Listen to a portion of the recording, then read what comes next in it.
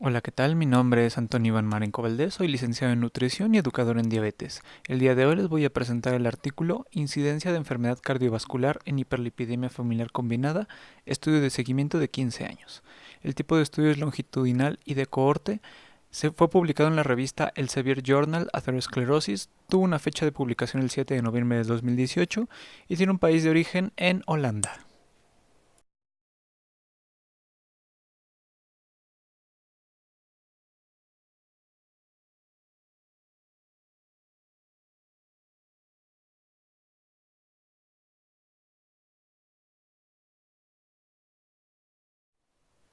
Con el fin de comprender fácilmente este artículo, los invito a leer este glosario previo para entender algunos de los términos que se utilizarán en esta presentación.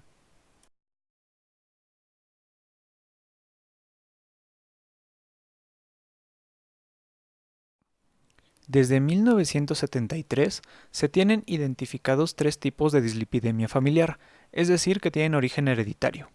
El primero es la hipercolesterolemia familiar, que se caracteriza por un nivel muy elevado en el colesterol LDL. La hipertrigliceridemia familiar, que se caracteriza por un aumento exponencial en los triglicéridos. Y finalmente, la hiperlipidemia familiar combinada, que se caracteriza por un aumento de colesterol total, colesterol LDL moderadamente elevado, triglicéridos elevados y una disminución de colesterol HDL, lo que da como resultado un alto riesgo cardiovascular. El presente artículo está enfocado en este último.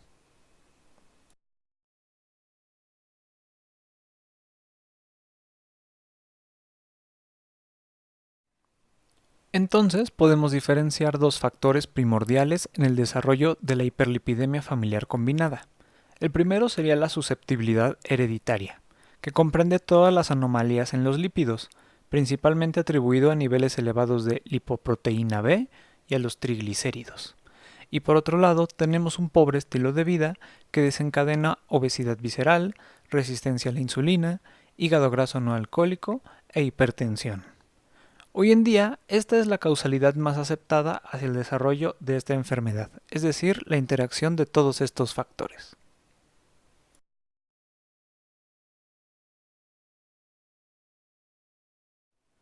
Epidemiológicamente, se estima que la hiperlipidemia familiar combinada está presente en 0.5 a 3% de la población mundial y es la causante del 10 al 20% de los infartos agudos al miocardio que se han presentado en personas menores de 60 años. En México no tenemos una estimación confiable sobre la presencia de esta condición. Se revisaron los datos de INEGI, Secretaría de Salud, Dirección General de Epidemiología y los registros del Instituto Nacional de Ciencias Médicas y Nutrición, pero ninguno arrojó datos.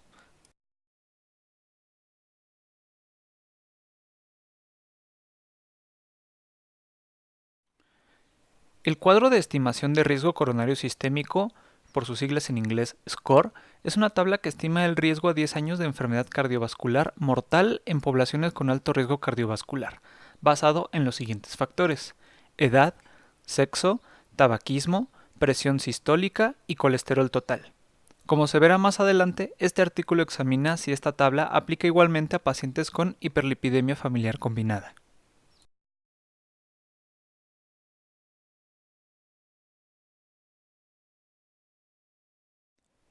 La identificación y manejo de los factores de riesgo no debe limitarse a las personas con niveles de riesgo alto cardiovascular.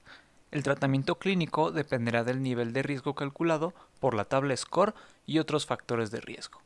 Esencialmente se reconocen cuatro niveles de riesgo. Estos son: muy alto riesgo, que se refiere a un riesgo calculado por SCORE igual o mayor al 10%, y o la presencia de alguna de las siguientes: enfermedad cardiovascular documentada, pacientes con diabetes mellitus tipo 2 o diabetes mellitus tipo 1 con daños en órganos diana, y enfermedad renal con tasa de filtrado glomerular menor a 60 mililitros sobre minuto sobre 1.73 metros. Alto riesgo se refiere a un riesgo calculado por SCORE del 5 al 10%. Aquí se incluye también la presencia de dislipidemia familiar o hipertensión arterial grave. El grupo de moderado riesgo se refiere a un riesgo calculado del 1 al 5%.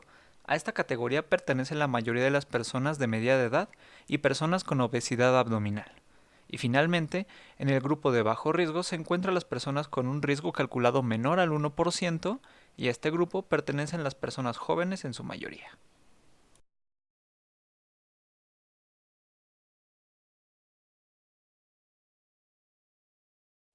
En esta diapositiva podemos apreciar un esquema sobre el algoritmo terapéutico que se utiliza en hiperlipidemia familiar y se divide dependiendo si el colesterol LDL está elevado y los triglicéridos se encuentran por niveles debajo de los 400 miligramos sobre decilitro, o si únicamente los triglicéridos se encuentran elevados por un nivel mayor a 400 miligramos sobre decilitro. Ambos con metas terapéuticas distintas, pero siendo más estrictas las de colesterol LDL elevado, que se aprecian del lado izquierdo. Dentro de los recuadros verdes resalté los puntos en los que se puede intervenir como nutriólogo, siendo estos los cambios de estilo de vida, recomendaciones para una dieta hipolipemiante y alimentos ricos en omega 3 o suplementos.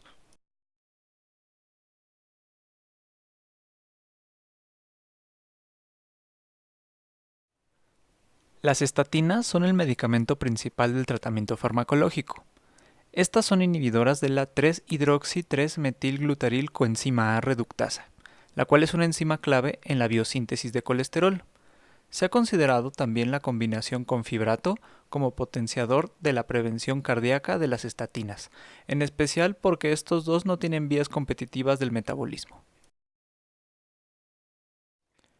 Los fibratos son medicamentos de segunda elección y nunca deben ser prescritos para pacientes diagnosticados por primera vez con dislipidemia. Su mecanismo de acción se basa en la reducción de los niveles de triglicéridos.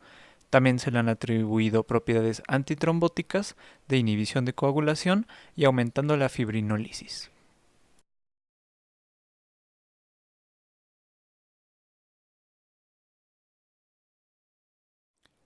Este artículo tiene dos objetivos principales.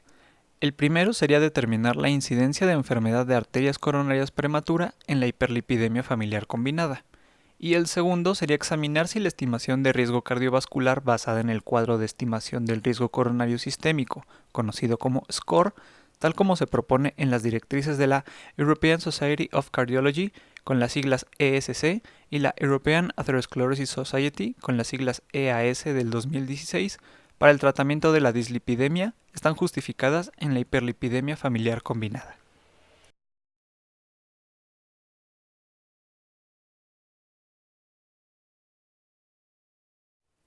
La muestra inicial de participantes fue tomada de un estudio de cohorte anterior, realizado por Maastricht, un investigador holandés entre 1998 y 2005. Se les reinvitó a participar en el presente estudio. La muestra fue conformada por 506 individuos de los 596 originales. El diagnóstico inicial de hiperlipidemia familiar combinada se basó en la presencia de al menos dos tipos de hiperlipidemias. Aquí quiero hacer un pequeño paréntesis. Los datos eran originalmente descritos en el artículo en milimoles sobre litro, así que por comodidad me ocupé de convertir estos datos a miligramos sobre decilitro, que es una medida mejor conocida en México. Bueno, el primero es la hipercolesterolemia, que se representó como un nivel igual o mayor a 6.5 milimoles sobre litro o mayor o igual a 250 miligramos sobre decilitro. La hipertrigliceridemia fue representada como un nivel igual o mayor a 2.3 milimoles sobre litro o mayor o igual a 200 miligramos sobre decilitro. También se midió la presencia de lipoproteína B, que fuera mayor a 1.2 gramos sobre litro. Y finalmente, ser familiar de primer grado de un paciente con diagnóstico de hiperlipidemia familiar combinada o haber presentado enfermedad de arteria coronaria prematura. Los que no entraron en este grupo se definieron como familiares normolipidémicos.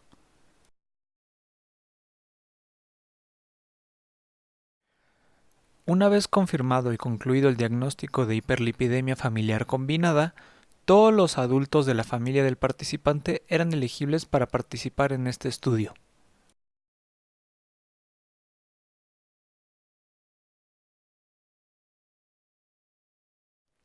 Para el primer objetivo se retiró de la muestra a los participantes con historial de enfermedad cardiovascular al inicio del estudio.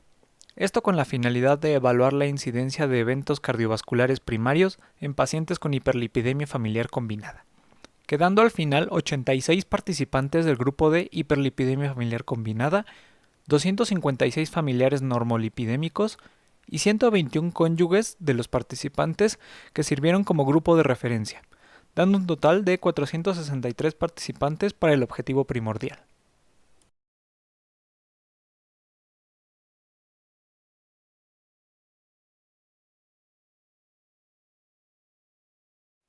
Para el objetivo secundario, SCORE, se excluyeron de la muestra a los pacientes con diagnóstico de diabetes mellitus tipo 2 y a los individuos con factores de riesgo notablemente elevados o que se salían de los rangos de la tabla de SCORE, es decir, aquellos que presentaban colesterol total por encima de 300 miligramos sobre decilitro, presión arterial mayor a 180 sobre 100 milímetros de mercurio y pacientes con edades menor a 35 años o mayor a 75 años, dando como resultado una muestra de 287 individuos comprendidos en tres grupos: 53 pacientes con hiperlipidemia familiar combinada, 143 normolipidémicos y 91 cónyuges.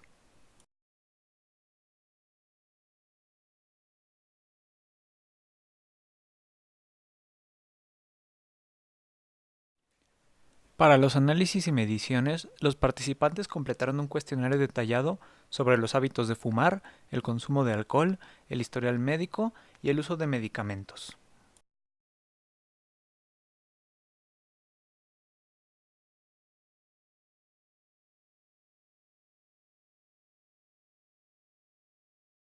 Posteriormente, los participantes se sometieron a varias medidas antropométricas: altura, peso y circunferencias de cintura y cadera. Para los análisis clínicos se tomó la presión arterial en ambos brazos en posición sentada después de 10 minutos de descanso. Y para las pruebas bioquímicas se extrajo sangre después de un ayuno nocturno, 3 días de abstinencia de alcohol y 2 semanas de abstinencia de cualquier medicamento hipolipemiante. En el seguimiento se continuó con la medicación hipolipemiante, en contraste con la visita de referencia para comparar los resultados.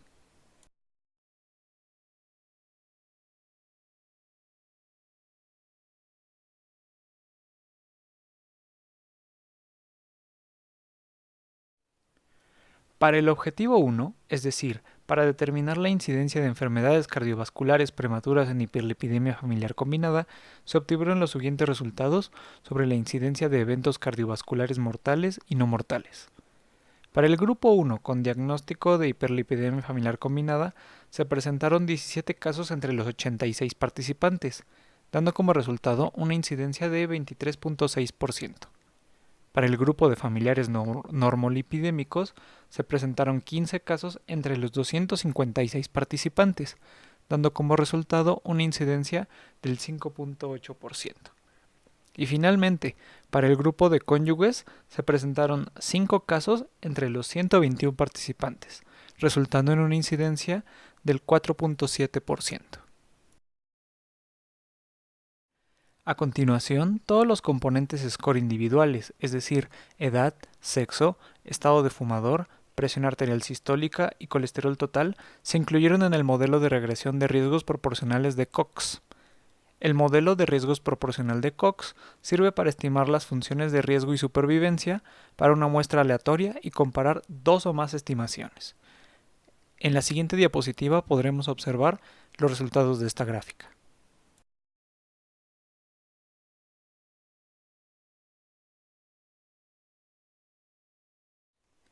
En este modelo ajustado, el riesgo de enfermedad de arterias coronarias siguió siendo mayor en los pacientes con hiperlipidemia familiar combinada que en los cónyuges o en los familiares normolipidémicos. Lo podemos apreciar fácilmente siendo la línea de color rojo los pacientes con hiperlipidemia familiar combinada, estableciendo una relación entre la incidencia de eventos cardiovasculares, el tiempo de evolución y el diagnóstico de hiperlipidemia familiar combinada.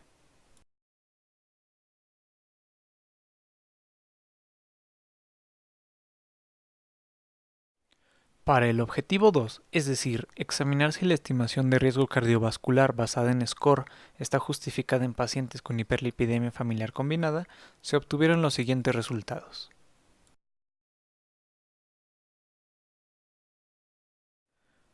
Primero observemos el recuadro de color rojo. Este representa el riesgo esperado de 10 años de un evento cardiovascular fatal y no fatal según el recuadro de SCORE. Este fue de 9.1% en los cónyuges, 7.2% en los familiares normolipidémicos y 5.5% en los pacientes con hiperlipidemia familiar combinada. Dentro del recuadro azul está el porcentaje de eventos observados en los cónyuges, el cual se puede observar que la predicción de SCORE la sobreestimó por 7.1%. Por otro lado, dentro del recuadro verde se aprecian los eventos observados en los grupos normolipidémicos y los de hiperlipidemia familiar combinada, los cuales fueron muchos más acertados. Es más, si se combinaran ambos grupos, solo existiría una diferencia del 0.3%, haciendo de esta la predicción más exacta.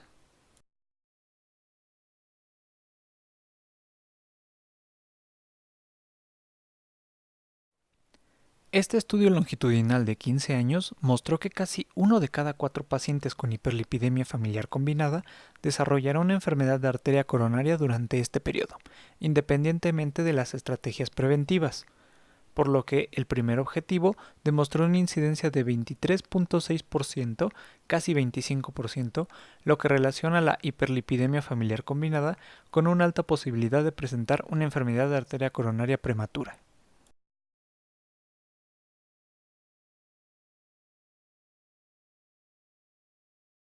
En cuanto al segundo objetivo, se observó que la calibración del gráfico SCORE europeo, es decir, la capacidad de este modelo para alinear el número de eventos previstos y observados, es subóptima, pues subestima para la hiperlipidemia familiar combinada y sobreestima para pacientes de bajo riesgo, que en este caso fueron los cónyuges de este estudio.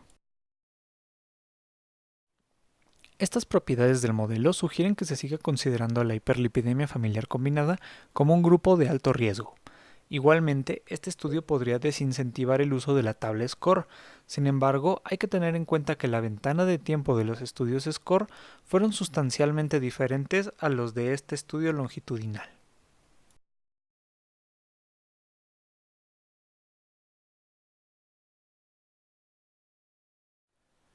Los autores concluyeron que a pesar de todas las medidas preventivas actuales, en las que se incluyen dejar de fumar, reducir la ingesta de alcohol e implementar un estilo de vida más saludable en general, los pacientes con hiperlipidemia familiar combinada aún corren un mayor riesgo de desarrollar eventos cardiovasculares, independientemente de los factores de riesgo tradicionales que se incorporan en la tabla de riesgos SCORE. Estos resultados sugieren que se justifican estrategias de tratamiento más agresivas para evitar la presencia de enfermedades cardiovasculares en la hiperlipidemia familiar combinada, como por ejemplo el uso de estatinas y medicamentos específicos para cada paciente.